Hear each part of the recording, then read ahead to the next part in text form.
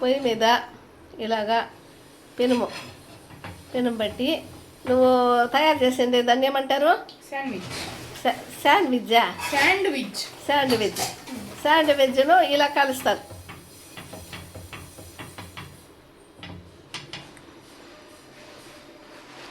ఇలా ఒక సైడ్ అలా కలచాలి. రేకెత్తుకుంటావా? ఇలా ఒక సైడు ఇలా ఇలా వేడి చేయాలి. పెనుములో ఇలా వేడి చేయాలి. తర్వాత ఇంకొక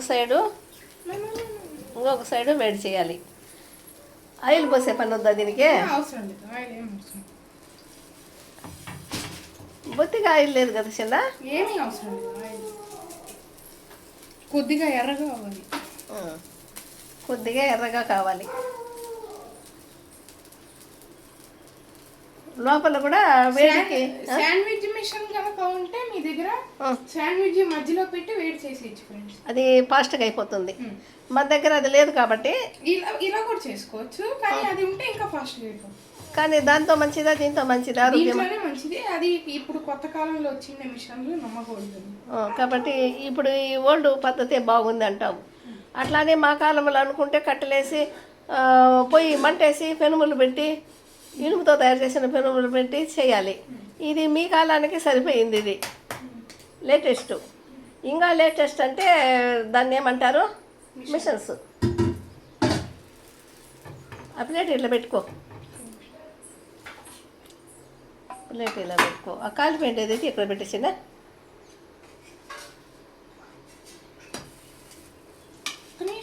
చూడండి రెడ్ కలర్గా చేశాడు. ఒక్క నిమిషంలోనే కాలిపోయినా.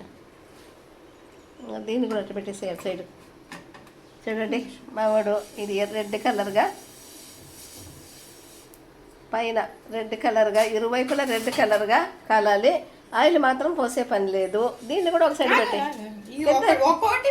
ఒకటి పెట్టాలా? రెండు పెట్టరాదా?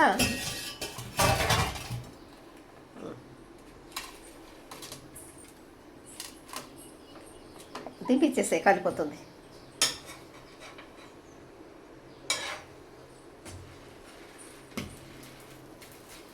ఆ పైన చూడండి రెడ్ కలర్గా, బాగా రెడ్ కలర్గా కాలింది చూడండి.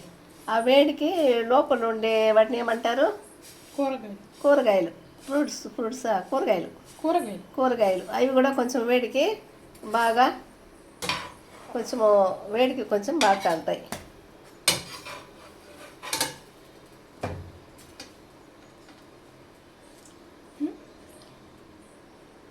ఇంకోటి పెట్టి రెండు అయింది.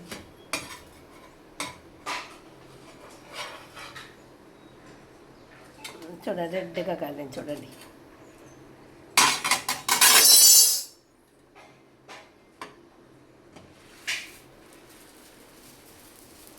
మూడోది కూడా అదేలాగా వేడిగా చేసుకుంటున్నావా?